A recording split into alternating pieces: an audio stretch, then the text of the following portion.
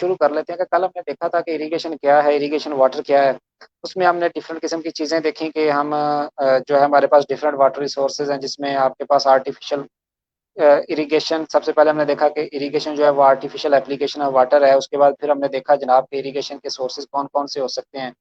उसमें surface water था, ground water था, और उसके बाद फिर था आपके पास रेन वाटर, यानी कि बारिश का पानी। उसके बाद फिर हमने देखा कि हमारे पास कुछ कैनाल सिस्टम पाकिस्तान का है, इरिगेशन सिस्टम इसको बोलते हैं। उसमें major, minor, main canal, link canal. इसी तरह फिर हमने इंडस वाटर ट्रीटी के बारे में उसमें देखा कि उससे कुछ जो है वो चले गए रिवर्स जो हैं वो इंडिया के पास हैं, और कुछ जो हैं वो हमारे पास हैं। तो अब हमारे पास जो आज जो नेक्स्ट हमारे पास है वो चैप्टर नंबर 2 है। तो चैप्टर नंबर 2 में हमारे पास जो है वो मेजरमेंट ऑफ इरिगेशन वाटर है। ठीक है। तो मेजरमेंट ऑफ इरिगेशन वाटर जो है ये बेसिकली ये चैप्टर समराइज करेगा कि हमें जब भी हमने क्रॉप को पानी लगाना है तो उसके लिए पानी की एक प्रीसाइज क्वांटिटी होनी चाहिए।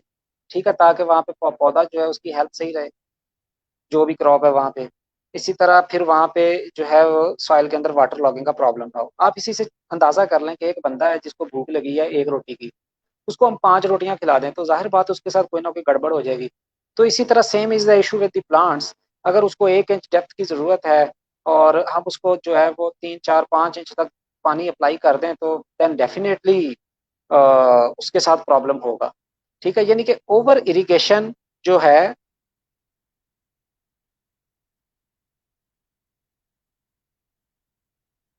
जो ओवर इरिगेशन है वो हमारे साथ प्रॉब्लम करती है। तो इसी तरह हमारे पास इसके अंदर नेक्स्ट आ जाता है इम्पोर्टेंस ऑफ वाटर मेजरमेंट। तो इसमें accurate measurement of irrigation water permits more efficient use.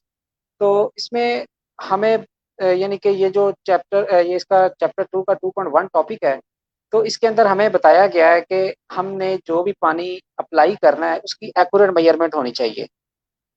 तो एक्यूरेट मेजरमेंट जो है वो कैसे पॉसिबल होगी? वो उस वक्त ही पॉसिबल होगी जब उसके ऊपर हम प्रॉपर जो है वो मेजर क्वांटिटी के अंदर पानी अप्लाई करेंगे।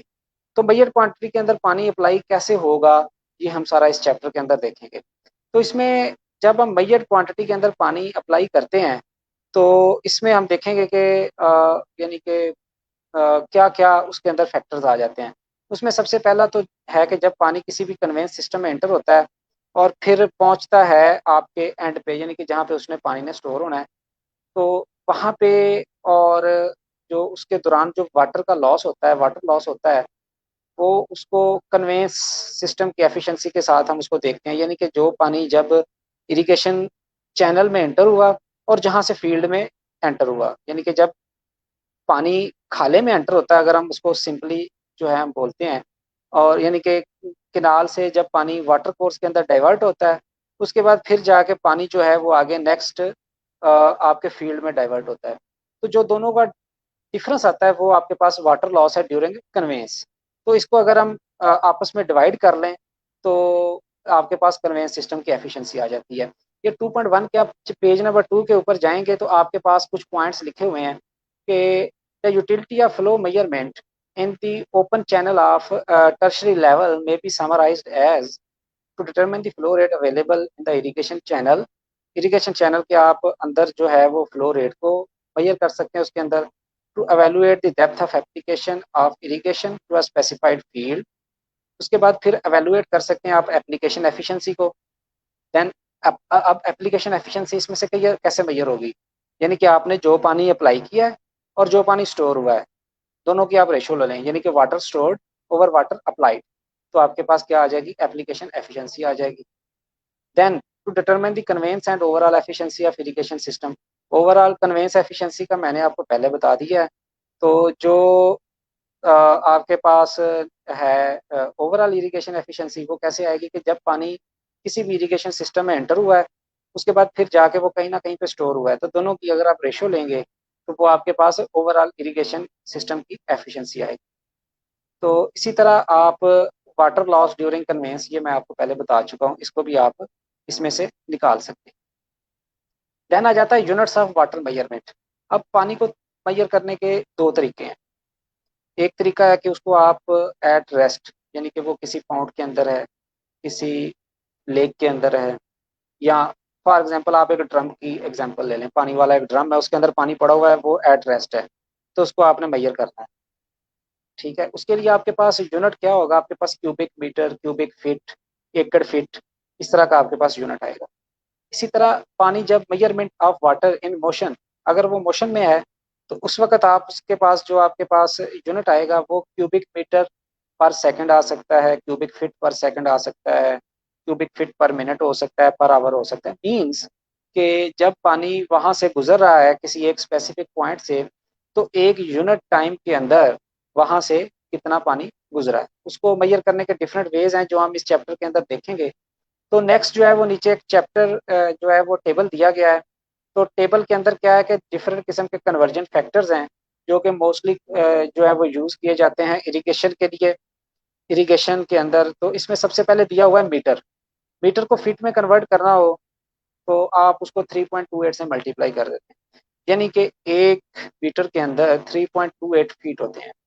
इसी तरह क्यूबिक मीटर को क्यूबिक फीट में कन्वर्ट करना है तो उसको आप 35.315 से आप मल्टीप्लाई कर देंगे।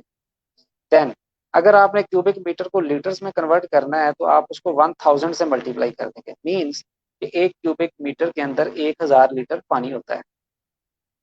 इसी तरह अगर आपने लीटर्स को क्यूबिक फीट में कन्वर्ट करना है तो आप उसको 0.03531 से मल्टीप्लाई कर देंगे।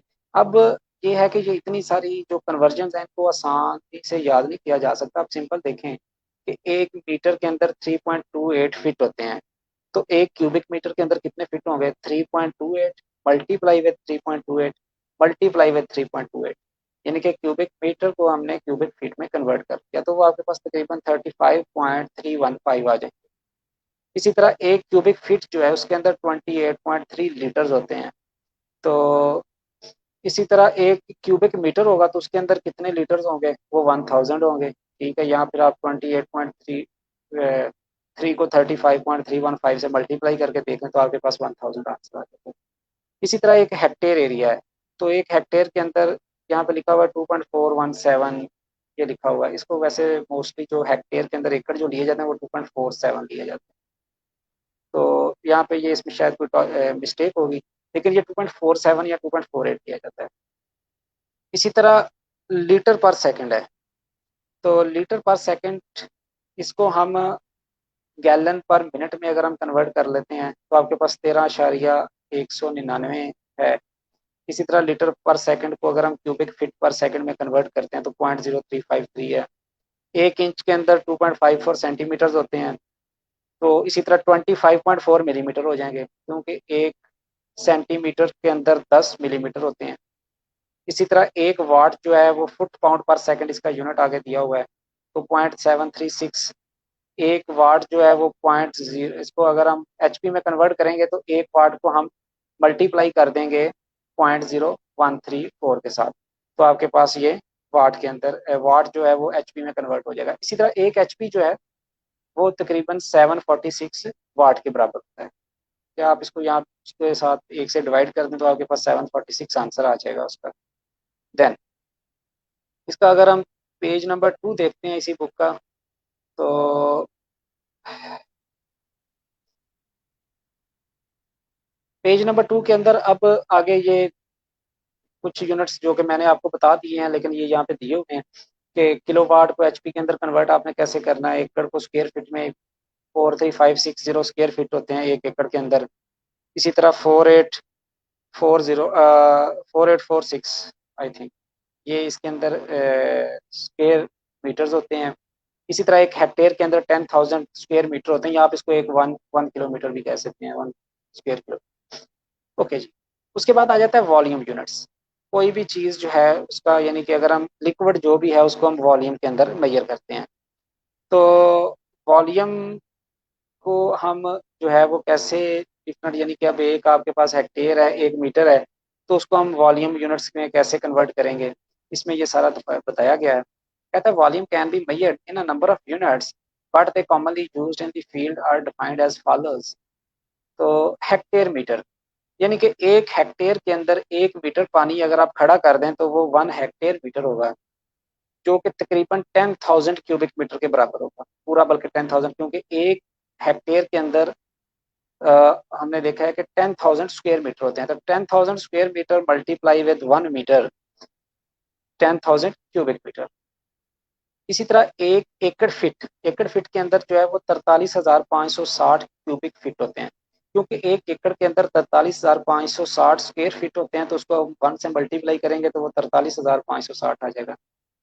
एकड़ इंच, एक एकड़ के अंदर अगर हम 1 इंच पानी खड़ा कर दें तो वो तकरीबन आपके पास 3630 क्यूबिक फीट बनेगा।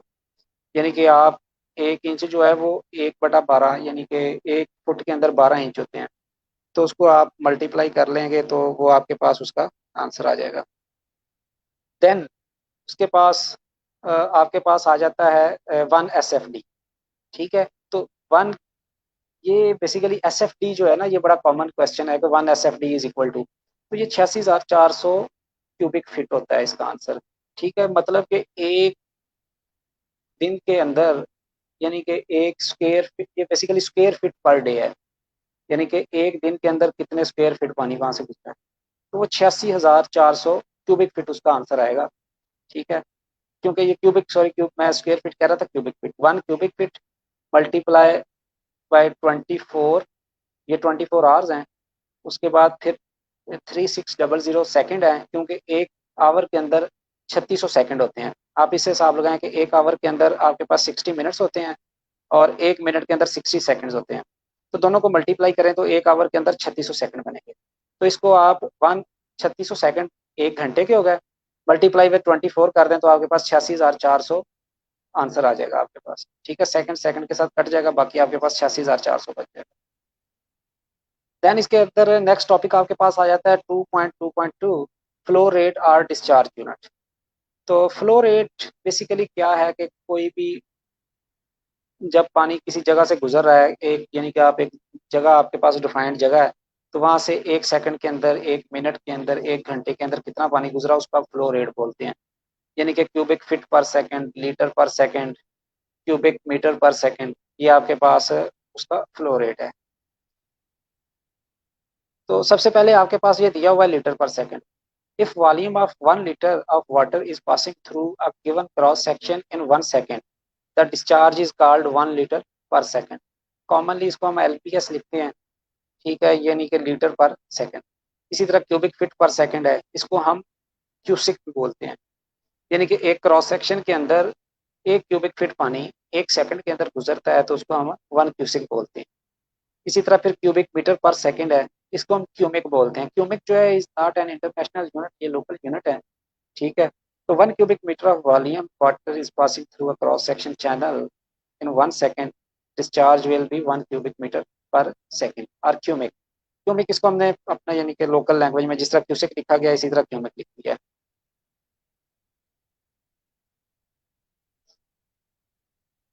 देन आपके पास आ जाता है मेथड्स ऑफ वाटर मेजरमेंट। अब वाटर मेजर करने के कौन कौन से मेथड हैं?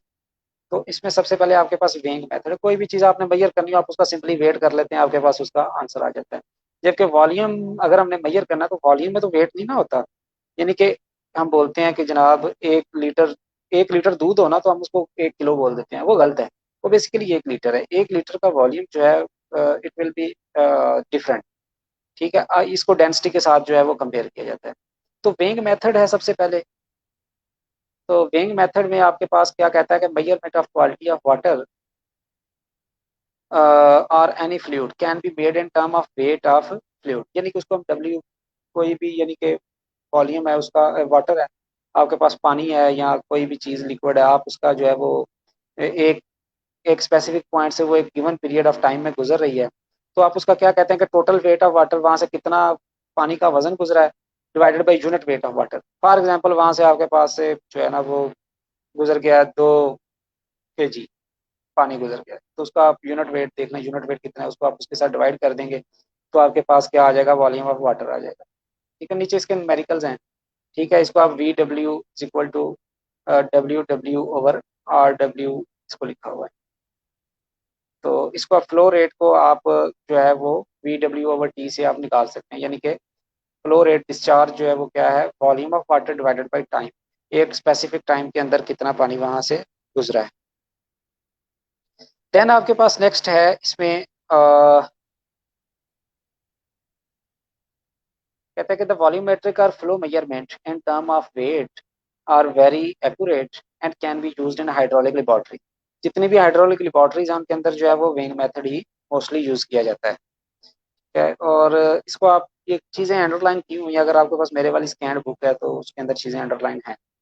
वॉल्यूमेट्रिक मेथड है देन।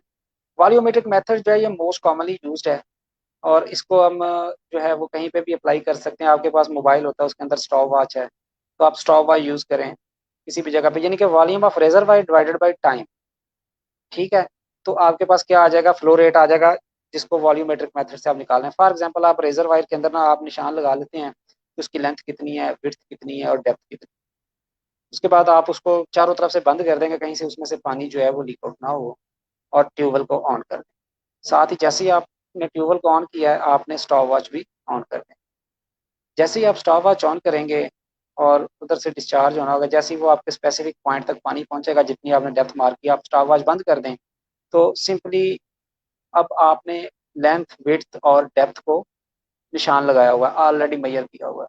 उसको आप मल्टीप्लाई कर लें, आपके पास वॉल्यूम आ जाएगा। उसको जितना टाइम आपका आया उसके साथ डिवाइड कर दें, तो आपके पास वॉल्यूम मीट्रिक मेथड के जरिए आपके पास वॉल्यूम आ जाएगा। उसके बाद नेक्स्ट नेक्स्ट हमारे पास आ जाता है इसमें volumetric method is the most accurate. ठीक है, यानी कि one for application and field measurement. हमने देखा कि जो लेबॉर्ट्रीज हैं, हाइड्रोलिक लेबॉर्ट्रीज, वहाँ पे अगर हमने अप्लाई करना है तो उसके लिए हमारे पास जो है वो वेइंग मेथड एक्यूरेट है। जबकि अगर हम फील्ड के अंदर आते हैं तो हमारे पास जो मोस्ट एक्यूरेट मेथड है वो हमारे पास वॉल्यूमेट्रिक मेथड है। देन हमारे पास एक है velocity area method. Velocity area method में जो है वो क्या करते हैं कि हम सबसे पहले क्रॉस सेक्शनल एरिया मेजर कर लेते हैं। ठीक है, तो ये क्रॉस सेक्शनल एरिया का नीचे फार्मूला दिया हुआ है कि cross sectional area is equal to N D square divided by pi D square. Basically ये लिखा हुआ है आई थिंक, हाँ पाई डी स्क्वेयर। पाई जो है ये 3.14 इसकी वैल्यू होती है, यहाँ इसको 22/7 कहते हैं। तो पाई डी स्क्वेयर डिवाइडेड बाई 4। अगर आपके पास डी जो है ये डायामीटर है उसका, यानी कि अगर वो सर्कुलर पाइप है आपके पास तो वो उसका डायामीटर इससे यानी कि डी जो है वो डायामीटर है। अगर आपके पास डी नहीं है, आपने रेडियस मेजर कर लिया, यानी कि डी डिवाइडेड बाई 2, तो आपके पास वो रेडियस आ जाएगा। तो पाई आर स्क्वेयर आप उसको लिख सकते हैं। तो Q is equal to pi, sorry A is equal to pi R square आपके पास आ जाएगा। दूसरा, अगर आपके पास वो जो है वो सर्कुलर पाइप नहीं है, कोई क्रॉस सेक्शनल है, तो उसका आप सिंपल जो है, अगर वो रेक्टेंगल है तो रेक्टेंगल का formula simple width into length, अगर वो स्क्वायर है तो स्क्वायर के फार्मूले से सिंपली उसको हम निकाल सकते हैं। साइड स्लोप्स है, ये सारे फार्मूले आगे दिए हुए हैं, तो उसके जरिए भी हम उसको यानी कि निकाल सकते हैं। A is equal to z d square, a is equal to b d plus z d square, यानी कि अगर ट्रेपेजाइडल सेक्शन है तो उसको हम इससे निकाल लेंगे। ठीक है, तो ये नीचे ये शेप्स दी हुई है, रेक्टेंगुलर, ट्राइंगुलर और ट्रेपेजाइडल। तो इन तीनों का आगे फार्मूला भी दिया हुआ है, तो इससे हम इसका एरिया हम निकाल सकते हैं। उसके बाद फिर आ जाता है इरेगुलर क्रॉस सेक्शन। अब इरेगुलर क्रॉस सेक्शन जो है ना ये मोस्ट डिफिकल्ट टू मेजर। इसका एरिया कैसे हमने मेजर करना है, इसको हम सबसे पहले जो है ना वो छोटे छोटे तकरीबन यूनिफॉर्म पैचेस में हम डिवाइड करते हैं। हम इस तरह के पैचेस में इसको डिवाइड करते हैं कि हमें लगे जनाब कि ये तकरीबन सेम सेम होगा। उसके बाद फिर हम उसका नेक्स्ट एरिया मेजर करते हैं। अब पैचेस जो है उनके अंदर वो कोई ना कोई रेक्टेंगल बन रही होगी या ट्राइंगल बन रही होगी। इसमें आप अगर देखें तो पैच नंबर 1 जो है उसके अंदर जो है वो आपके पास ट्राइंगल बन रही है। पैच नंबर 2 जो है उसके पास अंदर आपके पास ट्राइंगल भी बन रही है और रेक्टेंगल भी बन रही है। यानी कि आप एक सीधी लाइन लगा दें कि उसके मिनिमम साइड से लेकर दूसरी तरफ, तो वो आपके पास एक रेक्टेंगल बन जाएगी, एक ट्राइंगल बन जाएगी। दोनों का अलग अलग आप जो है वो एरिया मेजर कर लें, तो उसके बाद उसको ऐड कर लें तो आपके पास एरिया आ जाएगा। इसी तरह पॉइंट नंबर 3 जो है ये तकरीबन तकरीबन आपके पास रेक्टेंगल ही बन रही है, 4 भी रेक्टेंगल बन रही है, जबकि सेक्शन जो 5 है वो आपके पास फिर ट्राइंगल बन रही है। तो इनके सभी को आप ऐड करेंगे अलग अलग पैचेस को मेजर करके, तो आपके पास ये आ जाएगा इरेगुलर शेप्स जो हैं इनका आपके पास एरिया आ जाएगा। ओके, इसमें हम देखते हैं कि नेक्स्ट जो है वो इसको अब जो इरेगुलर शेप्स है, एक तो इसका हमने ये देखा कि हम हर शेप का अलग अलग एरिया मेजर कर लें। ये नेक्स्ट पेज पे जो टेबल नंबर 5 है उसके अंदर इन्होंने मेजर भी किया हुआ है। तो एक तो ये तरीकाकार है। दूसरा तरीकाकार ये है कि हम इसको ग्राफिकल रिप्रेजेंटेशन में ले जाएं, यानी कि इसको हम ग्राफ के ऊपर ले जाएं तो वहां से हम इसका एरिया मेजर कर। देन आ जाता है हमारे पास मेजरमेंट ऑफ एवरेज वेलोसिटी। तो एवरेज वेलोसिटी जो है ना, इसको फ्लॉट मेथड के थ्रू मेजर किया जा सकता है। यानी कि आपके पास एक फ्लॉट हो, फ्लॉट को आप समझ रहे हैं कि जैसे गेंद है, तो एक आप पानी, यानी कि जो भी आपके पास क्रॉस सेक्शन है उसके ऊपर आप दो निशान लगाएं। तो दो निशान लगाने के बाद आपने स्टॉप वॉच पकड़ लिया, आपने जो है वो एरिया, अब आपने लेंथ मेजर कर लिया कि एक निशान कहाँ पे है, दूसरा निशान आपका 20 मीटर दूर है। तो पहले निशान के ऊपर आपने गेंद को छोड़ दिया है, यानी कि फ्लोट को छोड़ दिया, आपने स्टॉप वॉच ऑन कर दी। अब दूसरे निशान तक पहुंचने में उसने कितना टाइम लिया है, तो डिस्टेंस डिवाइडेड बाय टाइम अगर आप करेंगे तो आपके पास वेलोसिटी आ जाएगी। सिंपली हमने ये एफएससी की जो फिजिक्स थी उसके अंदर भी पढ़ा था कि वेलोसिटी को कैसे मेजर करते हैं, यानी कि displacement over time, distance over time, sorry, displacement over time में आगे कुछ और आ जाता है। तो इसमें फ्लोट मेथड है नंबर वन हमारे पास। देन हमारे पास इसके बाद आ जाता है current meter method. Current meter जो है ये बेसिकली एक इंस्ट्रूमेंट है जिसके अंदर जो है वो एक पंखा सा लगा होता है, तो उससे आप उसको मेजर कर सकते हैं। वही सिंपल आप उसके अंदर रखेंगे, कप टाइप भी हो सकता है, उसके बाद फिर आपके पास प्रोपेलर टाइप भी ये हो सकता है। तो करंट मीटर जो है ये एमसीक्यूज पूछा जा सकता है कि current meter is use for, नीचे ऑप्शन दिए होंगे कि measurement of velocity, measurement of flow, इस तरह के ना कोई एमसीक्यूज भी हो सकता है। तो ये आपको पता होगा करंट मीटर जो है ये वेलोसिटी मेजर करने के लिए यूज होता है। तो नेक्स्ट आपको पास कंपोनेंट ऑफ करंट मीटर दिए हुए हैं, वेन्स हैं, उसके बाद फिर इसके अंदर केबल है, उसके बाद वेट है, इसके अंदर टेल है, इसकी इलेक्ट्रिक सर्किट, ये वो सारा कुछ इसमें दिया हुआ है। उसके बाद ये करंट मीटर को यूज करने का तरीका लिखा हुआ है, ये इस तरह का तरीका तो आपके पास आपसे नहीं पूछा जाएगा पेपर के अंदर, लेकिन ये आपको एक दफ़ा पढ़ लेंगे तो आपके लिए ये ज़रा आसान हो जाएगा। उसके बाद फिर आ जाता है measurement of 2.3 measurement of channel discharge. तो आपके पास Q is equal to AV, यानी कि discharge is equal to area into velocity. Area multiply with velocity is equal to discharge. Discharge का यूनिट जो है वो क्या है, वॉल्यूम, यानी कि जो भी आपका है cubic metre, cubic feet divided by time. अब देखें ये एरिया, एरिया का यूनिट है स्क्वायर मीटर, और वी, वी का यूनिट है मीटर ओवर टाइम। तो square metre multiply with metre क्या हो जाएगा, क्यूबिक मीटर हो जाएगा, डिवाइडेड बाय टाइम ये नीचे दिया हुआ है, यानी कि क्यू जो है ये क्यूबिक मीटर पर सेकंड में आपके पास आ गया है, एरिया जो है वो स्क्वायर मीटर में है। इसी तरह जो दूसरा है वो आपके पास वेलोसिटी मीटर पर सेकंड के अंदर। तो आप डिफरेंट सेक्शंस के ऊपर उसको मेजर कर लेते हैं, Q is equal to A1 V1 is equal to Q is two is equal to A2 V2 Q3 is equal to A3 V3। तो ये वो हमारे पास एक यानी कि थ्योरम भी होता था कि जब पानी एक पॉइंट से एंटर होता है किसी सर्कुलर पाइप के अंदर और दूसरे पॉइंट से एग्जिट होता है तो Q1 is equal to Q2। ये हमने एफएससी में चैप्टर नंबर आई थिंक पता नहीं 16 था या कौन सा था, फ्लूइड फ्लूइड मैकेनिक्स का सेकंड ईयर की एफएससी जो फिजिक्स है उसके अंदर ये हमने पढ़ा है। तो आगे नेक्स्ट फ्लो मेजरमेंट डिवाइसेस दी गई हैं कुछ, इनमें इतना ज़्यादा डिटेल में जाने की ज़रूरत नहीं है। उसके बाद आ जाता है आपके पास ऑरिफिस। ऑरिफिस को आप ऐसे समझे कि आपके पास एक बोर्ड है, बोर्ड के अंदर सुराख किया गया है, वो ऑरिफिस है। Basically it is a box with, इसके अंदर यानी कि सर्कुलर होल है। तो अब इसके अंदर जो वेलोसिटी है उसको मेजर करने का तरीका है 2GH। तो जी जो है ये एक्सेलरेशन ड्यू टू ग्रेविटी है, जो कि एक यानी कि यूनिवर्सल है, जिसका यूनिट आपके पास क्यूबिक मीटर पर सेकंड है। और एच जो है वो आपके पास हेड है, head of water from the centre of orifice, यानी कि जो ऑरिफिस की सेंटर सेंटर यानी कि उसका जो सेंट्रल पोर्शन है उसके अंदर हेड ऑफ वाटर कितना है। तो ये आपके पास वेलोसिटी आ जाएगी। अब आपके पास उसका एरिया आप निकाल सकते हैं, चाहे वो सर्कुलर है, चाहे वो रेक्टेंगल है, चाहे वो ट्राइंगुलर है, उसका एरिया आपको मेजर करना कोई मुश्किल नहीं है।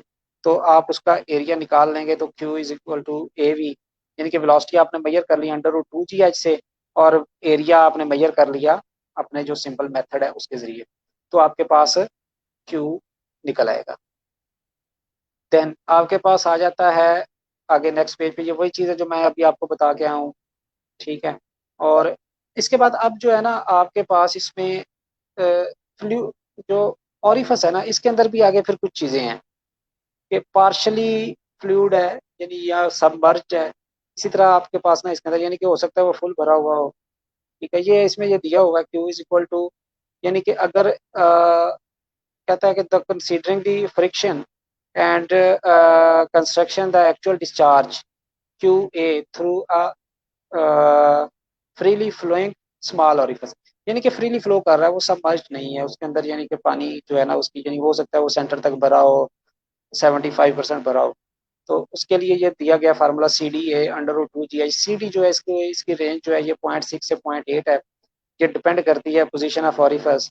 इसी तरह फिर आगे नेक्स्ट दिया गया है कि अगर सबमर्ज्ड ऑरिफस है तो उसके अंदर CD A2G H1 - H2। H1 जो है एक साइड का उसका डिस्चार्ज है, हेड है। और H2 क्योंकि वो अगर सबमर्ज है ना तो आप उसका वो डिस्चार्ज मेजर, हेड मेजर नहीं कर सकते। पहले तो वो फ्री फ्लो था, आपने उस वहां पे उसका जो है वो हेड मेजर कर लिया, लेकिन अब वो सबमर्ज है। आपने उसकी अपस्ट्रीम का हेड उसको आप H1 कह लें, और डाउनस्ट्रीम का हेड उसको आप H2 कह लें। उनका डिफरेंस जो है वो आपके पास है H1 - H2 आ जाएगा। तो CD जो है उसकी आपके पास वैल्यू ऑलरेडी है। इसी तरह स्मॉल ऑरिफस है, लार्ज ऑरिफस है, ठीक है, इनके ये फार्मूलाज दिए गए हैं। तो नेक्स्ट आपके पास इसके नीचे ये एग्जांपल दी गई है, इसको देखना हो तो देख लें, नहीं तो आपकी मर्जी। तो इसमें ये MCQs के हवाले से जो चीज़ें, इसका फार्मूला है, ऑरिफस क्या है, H1 - H2, ये चीज़ें हैं, इसके अलावा और कुछ नहीं है। नेक्स्ट आपके पास एडवांटेजेस ऑफ ऑरिफस हैं, और फिर इसके डिसएडवांटेजेस हैं। इसी तरह वियर आ जाती है नेक्स्ट आपके पास। अब इसमें अगर ऑरिफस में किसी को कोई प्रॉब्लम हो, किसी जगह पे समझ ना आई हो, तो वो कमेंट्स में पूछ सकता है। तो कमेंट्स के एंड पे हम देखेंगे जो है ना वो हम इसके आंसर्स करेंगे। तो एडवांटेजेस क्या है कि ये वियर से चीपर है, यानी कि सस्ता, आप इसको सिंपली खुद भी इसको कंस्ट्रक्ट कर सकते हैं। और submerged orifice require small loss of head. जो सबमर्ज है उसके अंदर जो है ना वो हेड लॉस नहीं होगा इतना ज़्यादा, थोड़ा होगा।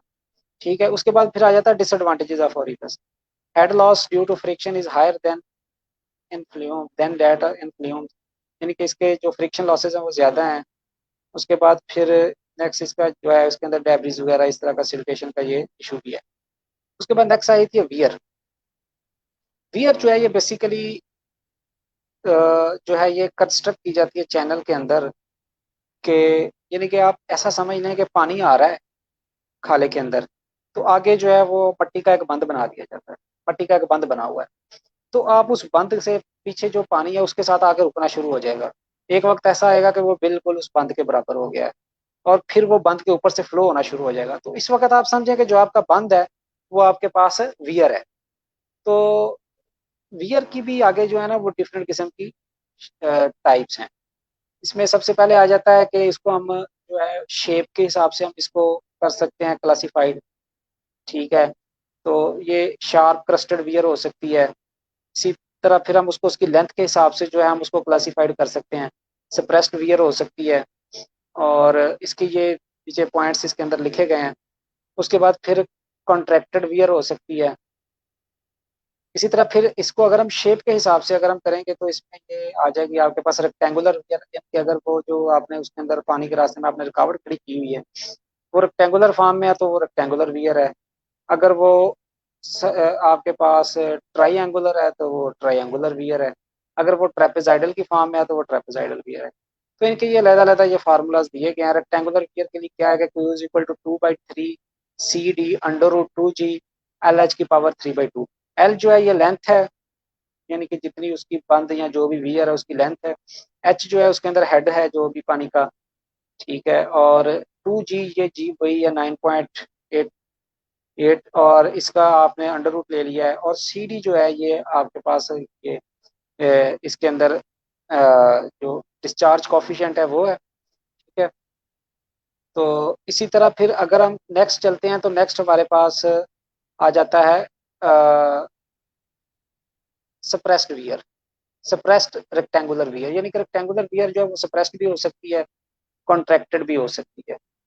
ठीक है, तो सप्रेस्ड है तो उसका फार्मूला दिया हुआ है 0.0184 L - 0.1 NH H⁻³ N is the number of and contractions. इसी तरह ट्राइएंगुलर वियर दी गई है।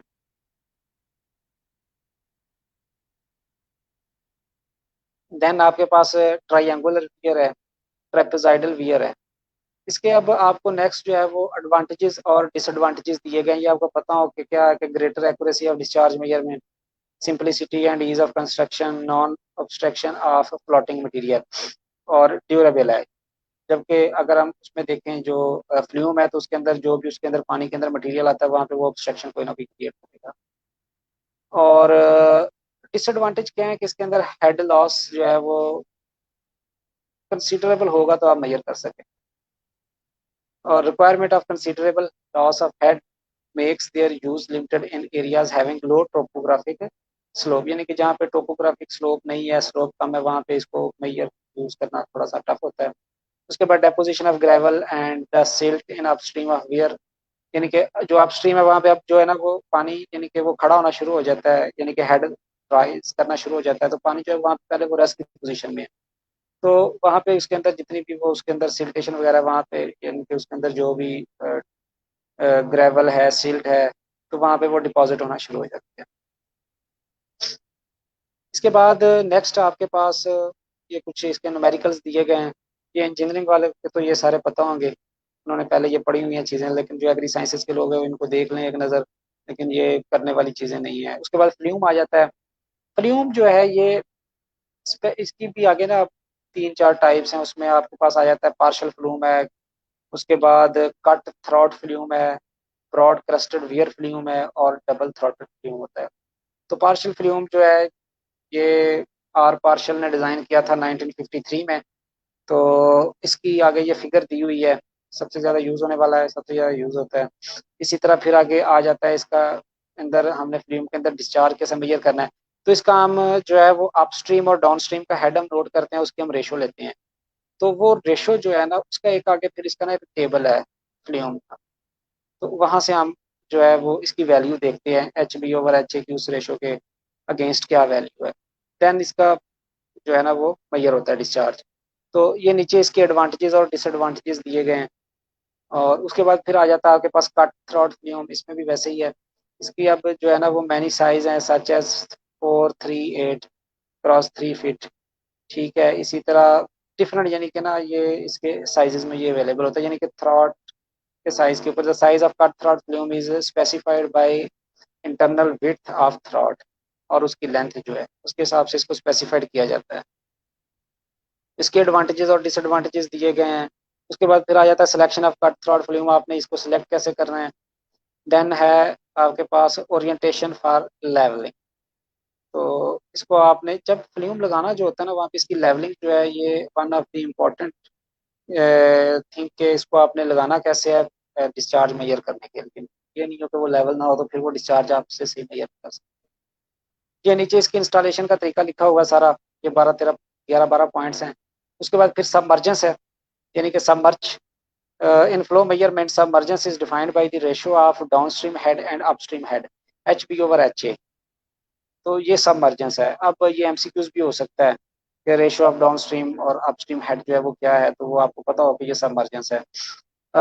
यानी कि सबमर्ज फ्लो, अब सबमर्ज फ्लो क्या होगा कि अगर उसकी रेशियो जो है वो 0.65, ठीक है, यानी कहता है कि submerge flow with cut throat flume the flow is consider submerged if HB/HA is equal to 0.65, higher the ratio greater is the submergence, यानी कि कम से कम 0.65 हो या उससे हायर हो, जितनी वो हायर होगी उतनी उसकी वो सबमर्ज फ्लो कंसीडर होगा।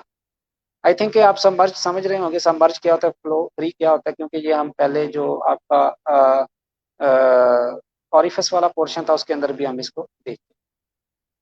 उसके बाद फ्री फ्लो है, तो फ्री फ्लो में क्या है कि अगर वो रेशो जो HB/HA सबमर्जेंस जो है वो 0.65 से कम है तो वो आपका फ्री फ्लो है।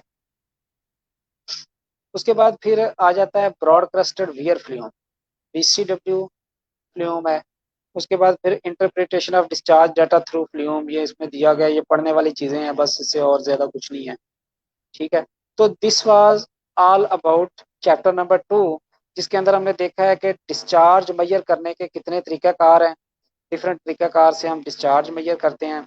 इसी तरह फिर हमने उसके अंदर देखा कि कौन कौन सी डिवाइसेस अवेलेबल हैं डिस्चार्ज मेजर करने के लिए, जिसमें सबसे पहले हमने देखा कि विंग मेथड है, वॉल्यूमेट्रिक मेथड है, उसके बाद फिर हमने एरिया वेलोसिटी मेथड देखा, फिर हमने उसके अंदर जो है वो ऑरिफिस मेथड, और उसके बाद फिर हमने वियर के बारे में पढ़ा, वियर में हम उसकी टाइप पढ़ी, ऑरिफिस के अंदर हमने उसकी टाइप्स पढ़ी।